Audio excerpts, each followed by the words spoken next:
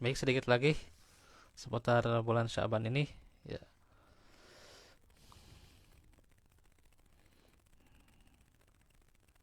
dari keterangan yang sudah saya baca tadi pagi juga ya,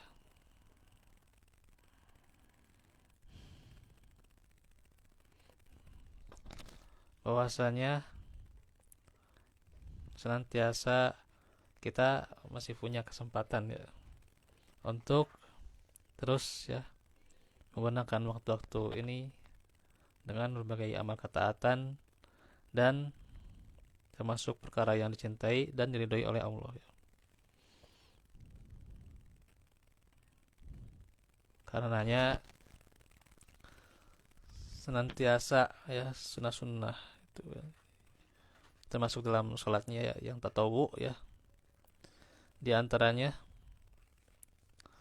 pada sepertiga malam terakhir atau sholat tahajud ya, itu juga kan waktu yang sangat paling banyak dilalaikan ya kan, karena kita kebanyakan enak dia di kasur ya gitu ya.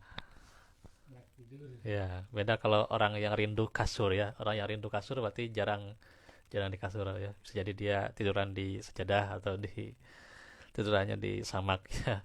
Beda kalau di kita banyak di kasur itu ya, jadi enak di kasur ya gitu, kita dalam keadaan tidur yang begitu nyenyak lah gitu ya, sepertiga malam terakhir ya, kebanyakan di kita demikian ya. Karenanya ini banyak dilalaikan ya, sampai sampai orang itu kesiangan ya, kesiangan sholat subuh ya. Banyak sekali, ya zubillah ya.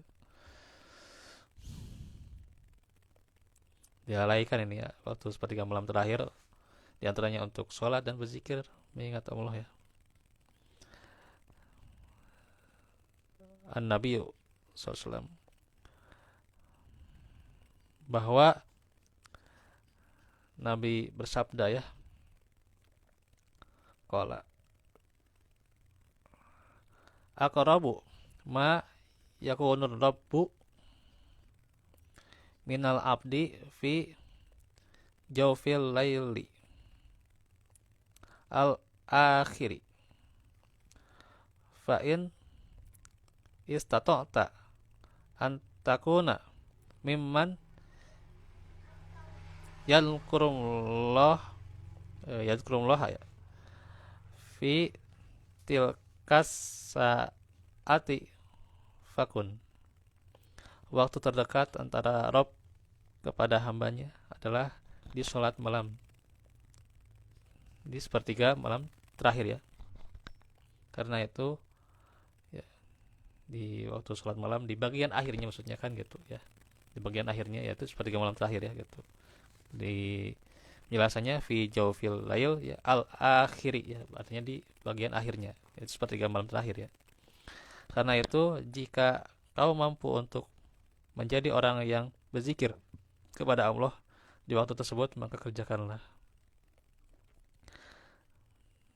Jadi dianjurkan untuk berzikir kepada Allah di tempat-tempat di sana atau di waktu-waktu yang biasanya banyak kelalaian ya.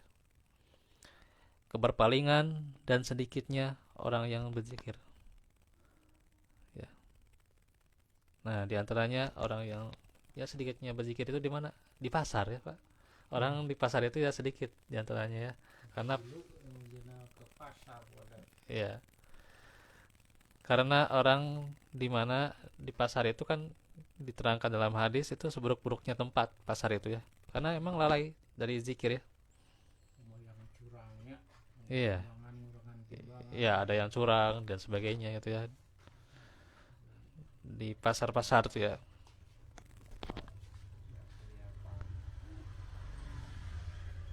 Nah, itu kan lalai untuk berzikir. Dan bagaimana majelis-majelis yang sia-sia ya. Orang berkumpul ya, berkumpul kan majelis yang sia-sia ini maksudnya dia berkumpul untuk mengobrolkan sesuatu, tapi sesuatunya itu tidak bermanfaat ya gitu. Iya, diantaranya ya gibah gitu ya. Gibah namimah gitu ya. Iya.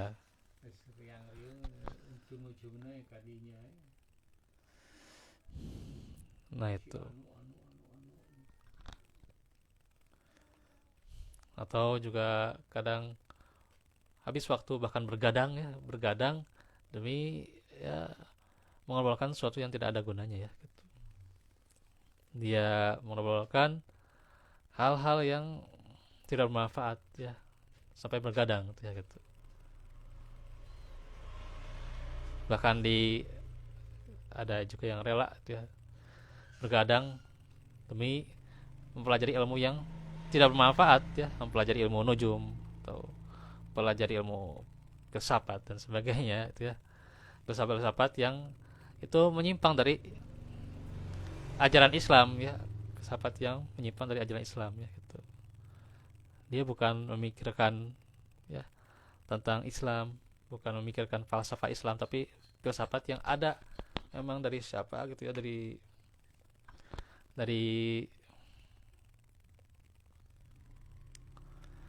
diantaranya orang-orang Eropa ya, orang-orang Eropa yang mengatakan filsafat anu tapi menyimpang dari ajaran Islam, itu adalah majelisnya sia-sia ya.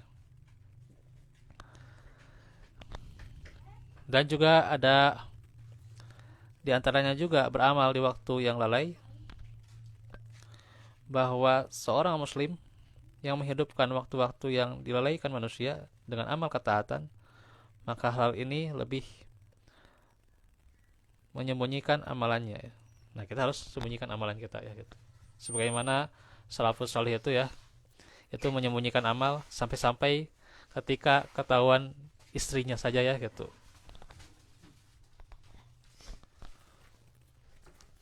Mereka itu para salafus salih sengaja gitu ya. Sengaja misalnya ketika ketahuan istrinya ya, salat malamnya itu kan pas waktu di akhir misalnya ya, di akhir misalnya kan dua rakaat misalnya salat malamnya, pas di rakaat kedua sampai ke salamnya dia tahu ada istrinya. Nah, maka dia menyembunyikan salat malamnya ya gitu. Dia seolah-olah ya beres salatnya ya gitu, beres salatnya atau tidak ketahuan istrinya gitu ya. Itu sampai segitunya ya gitu. Sampai dia karena tidak mau ketahuan istrinya ya dia segera beres salatnya gitu ya gitu. Bereskan sejadahnya sampai segitunya ya. Orang mau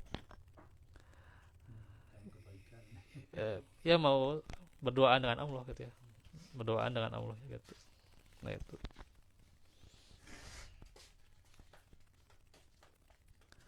Dan menyembunyikan amalan itu ya, amalan-amalan ketaatan itu adalah sifatnya nafilah atau sunnah. Itu lebih dekat pada keikhlasan ya, ya gitu. Orang diantaranya juga ibadah saum itu kan adalah itu yang amalan itu terkadang tersembunyi ya tentang ya, iya ibadah saum tuh. Iya, antara saum atau enggak kan dia enggak ketahuan. Iya. Iya, jangan diomong-omong saya lagi saum tuh ya, kebanyakan orang tuh ya lagi viral tuh ya, diviralkan tuh ya di media, nggak usah juga tuh ya gitu. Diviralkan ke media saya lagi saum dan sebagainya gitu ya. Kemudian gitu ya. Ya, kalau niatnya untuk dakwah ya, menyampaikan ilmu ya, dia sekedar memberikan info ya nggak apa-apa ya, memberikan info ya sebagai ya uswah lah gitu kan kalau Rasulullah ya. Kalau kita kan sebagai mencontohkan kebaikan kepada orang lain ya itu nggak apa-apa, sekedar untuk mencontohkan saja ya gitu. hmm. Sekedar mencontohkan saja ke majelisnya ya tidak masalah. Tapi kalau untuk diviralkan ya, viralkan sampai mengharap ya atau pamer lah gitulah, mengharapkan pujian orang, nah itu yang tidak boleh itu ya. Iya.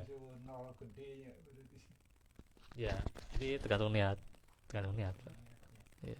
Kalau dia ingin niatnya ingin pujian orang ya berarti itu yang dilarang ya. Iya. Mm.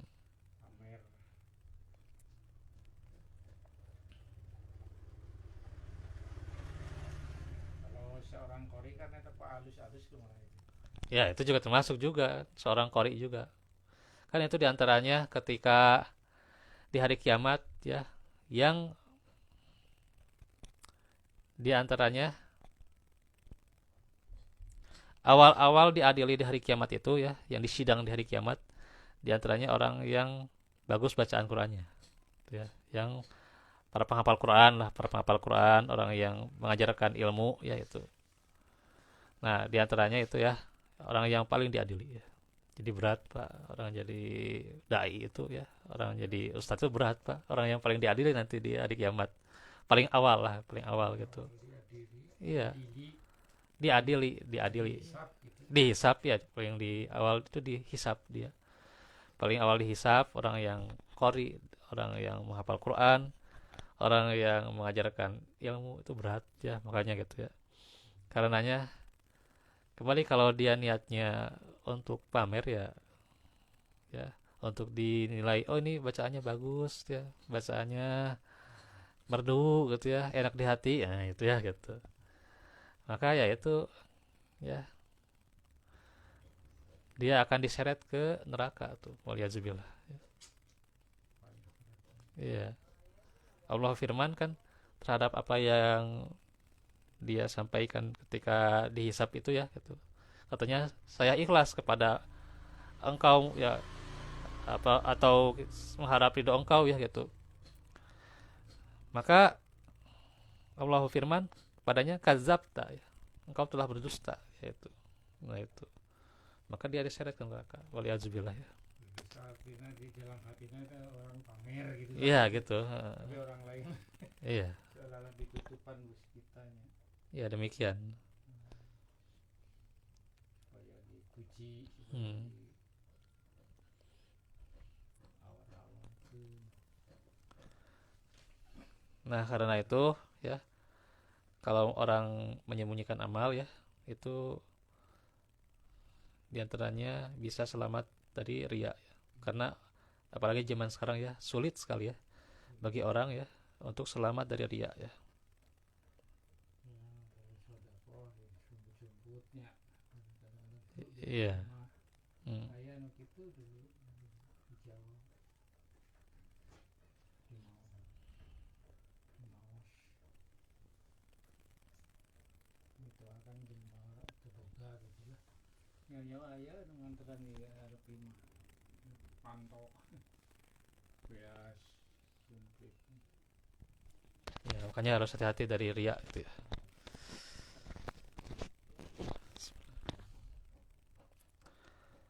Nah, sedikit lagi nih ya, bahwasanya saum di bulan Sya'ban itu lebih utama. Ya, perbanyak saum di bulan ini lebih utama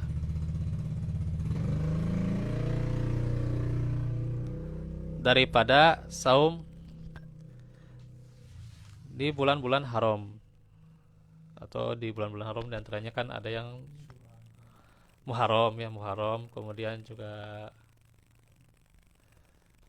apa ya itu kan Zulhijjah, kan Zulhijjah, Zulqa'dah, apa Zulqa'dah, Zulhijjah, Muharram kan itu berurutan ya.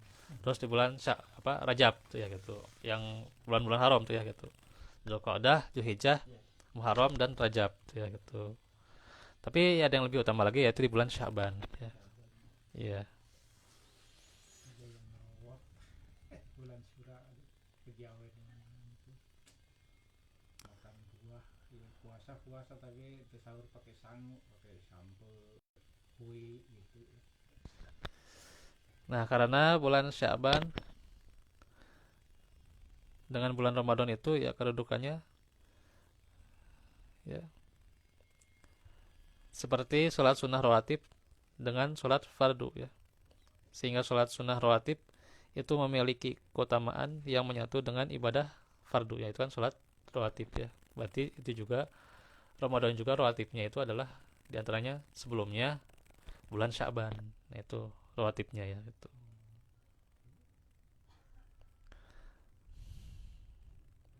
Sebagaimana sholat sunnah rawatib itu lebih utama daripada sholat tatawu yang bersifat mutlak ya gitu.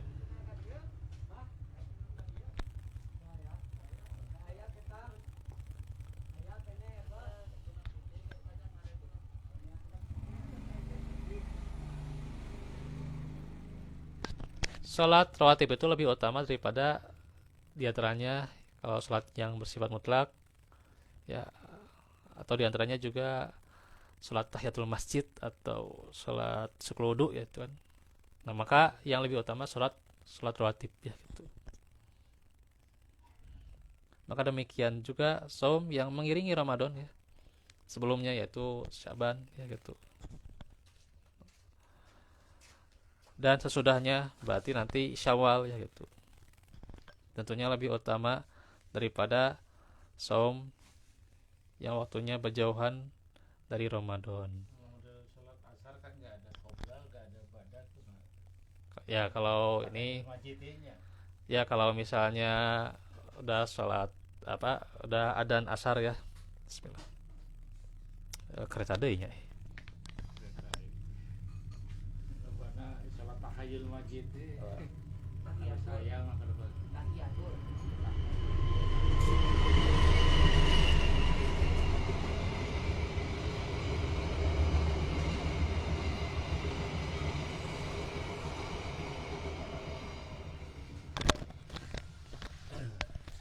Ya kalau misalnya sudah adzan asar ya kita baru datang ya kita sholat tahiyatul masjid ya nggak apa-apa, atau kita sholat syukur wudu ya kalau dia sudah wudu ya gitu, syukur wudu ya kalau dia sudah wudu kita ayat qoblal ya nggak ada qobliyah maupun ba'diyah kalau asar mah ya. bisa ke ayat qoblal tapi ayat pada maghrib.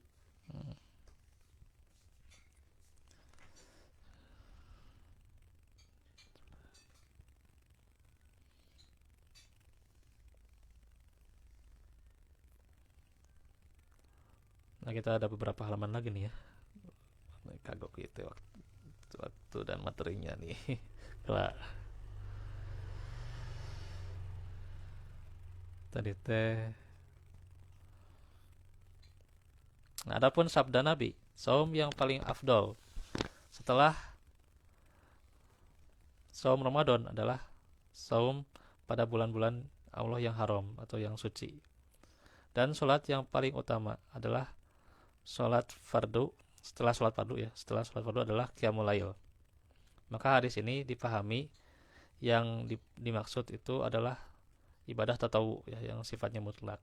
Jadi saum tatawu yang mutlak ya, yang paling afdol adalah dikerjakan di bulan Muharram ya, itu diantaranya ya di bulan Muharram. Lail siapa kamu Apa? tadi kan? Qiyamul lail ya tahajud. Iya, maksudnya qiyamul lail kan nama lain, Pak. Nama lain qiyamul lail. Nama lainnya kan tahajud itu qiyamul lail. 2/3 malam ya. Hari sepertiga malam terakhir. 2/3 malam. Iya, Jam 3 lagi. iya. Kita kembali lagi nih. Jadi saum sunnah mutlak diantaranya yang paling utama diantaranya ya, yang afdol itu di bulan Muharram, kemudian di bulan-bulan haram lainnya ya. Demikian juga dengan sholat tatawwu ya, yang paling afdol adalah diantaranya qiyamul lail, tapi ada yang lebih afdol lagi yaitu rawatib ya gitu.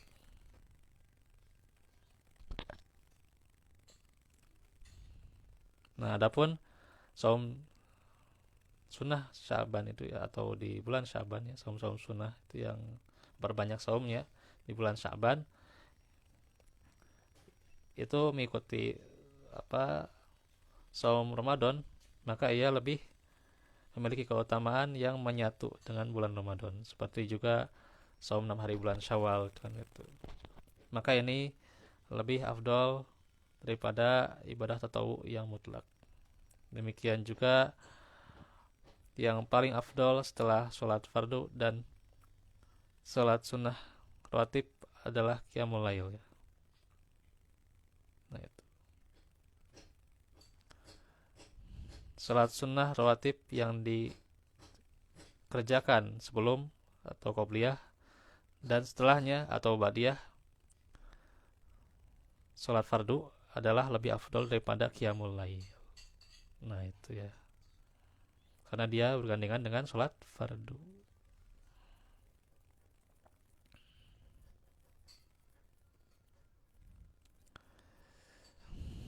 Dan juga bulan Sya'ban ini adalah bulan diangkatnya amalan ya.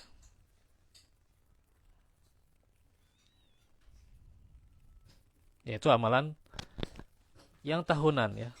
Sebagaimana dalam hadis, di bulan amalan terangkat di bulan ini ya, di bulan ini amalan terangkat sampai ke Rob semesta alam, dan saya senang apabila saat amalku terangkat bahwa saya sedang saum ya gitu. Nabi senang saat amalannya diangkat ya. Apalagi ini bulan Syaban ini adalah tahunan ya, tahunan amalan itu diangkat ya gitu. Jadi Nabi senang saat itu juga dalam keadaan saum ya. Karena di momen tersebut lebih diterima amalannya ya, dan diangkatnya derajat. Karena itu hendaknya kita meneladani Nabi ya, bahwa Nabi sebagai uswah kita ya dalam hal ini ya, dan perbanyak saum di bulan Sya'ban ya gitu. Nah itu paling demikian ya. Nanti ini juga penjelasannya yang masih ada sebenarnya ya, ya harus dibahas ya. Ya nanti kita bahas saja besok, juga sekalian seputar bekal yang kita butuhkan juga sebelum Ramadan. Maka kita harus siapkan modal-modal ini ya untuk Ramadan nanti ya gitu. Wallahu fikum. Semoga Allah memberikan kepada kita ya senantiasa kesehatan dan juga kemudahan di setiap perkara. Aku lakum lihada wa astagfirullah li walakum. Rabbana atina fid dunya hasanah wa fil akhirati hasanah. Wassalamualaikum warahmatullahi wabarakatuh.